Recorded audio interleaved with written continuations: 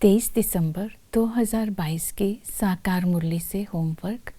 आज की मुरली से हम लक्ष्य लेंगे, सूर्यवंशी बनने के लिए पावन बनना है और दूसरों को पावन बनने का रास्ता बताना है।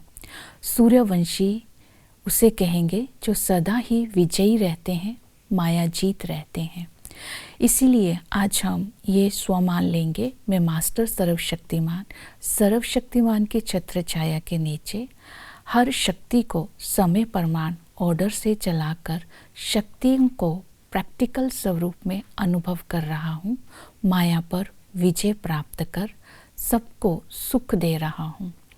इसके लिए आज हम चिंतन करेंगे। आज की मुरली में बाबा ने कहा श्रीमत से सद्गति मिलती है, तो आज की मुरली से पॉइंट निकालेंगे और चिंतन करेंगे श्रीमत से सद्गति कैसे मिलती है। क्योंकि सद्गति बोलते हैं जीवन मुक्ति को, जीवन मुक्ति को भी बोलेंगे और सूर्यवंशी में ऊंच पद प्राप्त करने की विधि को भी सद्गति बोलेंगे।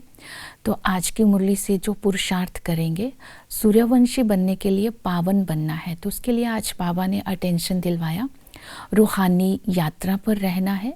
दूसरा बताया चक्र को बुद्धि में फिराते रहना है। तीसरा बताया नष्टो मोहा बनना है। जब ये तीन बातें जीवन में धारण होंगी तब हम दूसरों की रूहानी सेवा करके उनको पवित्र बनने का रास्ता बता सकते हैं।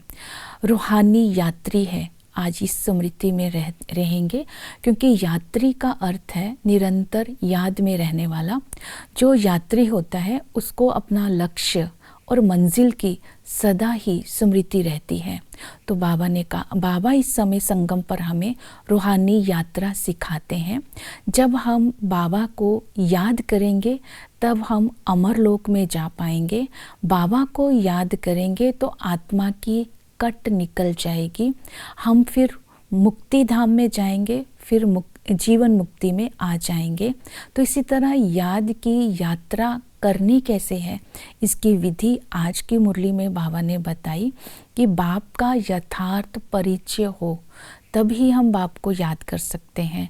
तो बाप का नाम, रूप, देश, काल, कर्तव्य आज की मुरली में बाबा ने बताया।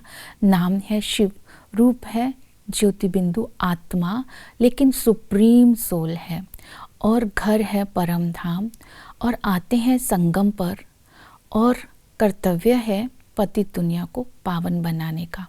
इस यथार्थ परिचय से जब हम आत्मा समझकर बाबा को याद करेंगे तब हमारी आत्मा की कट निकलेगी।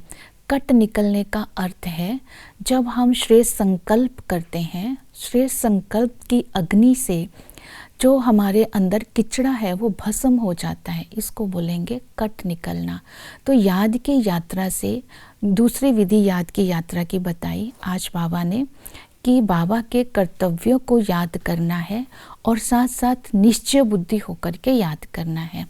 जब हम निश्चय बुद्धि होकर बाप को याद करेंगे तो बुद्धि भटकेगी नहीं, क्योंकि आज बाबा ने बोला तुम्हें निश्चय है। बाबा इन ऑर्गन्स के द्वारा हमें ज्ञान दे रहे हैं, हमें बाबा पढ़ा करके वर्षे के लायक बना रहे हैं।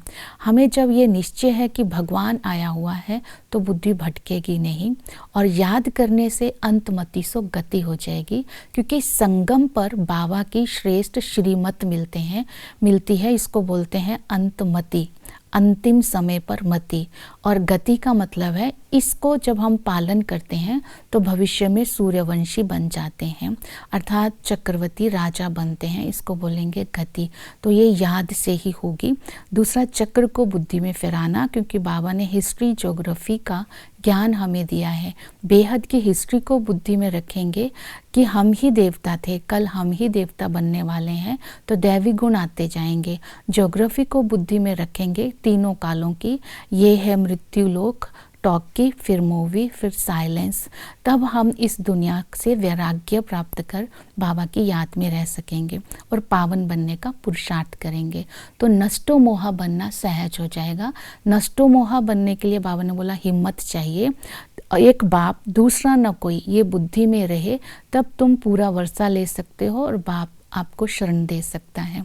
रूहानी सेवा करना है, अर्थात तीर्थ यात्रा पर जैसे त्रिवेणी और कलकत्ते के कुंभ के मेले में जाकर बाप का परिचय देना है, क्योंकि इस समय बाबा हमें अपना परिचय भी दे रहे हैं, पतित पावन कौन है ये भी बता रहे हैं। इस सब का ज्ञान दूसरों को बताकर उनको भी पावन बनने का रास्ता बताना है। ओम शांति।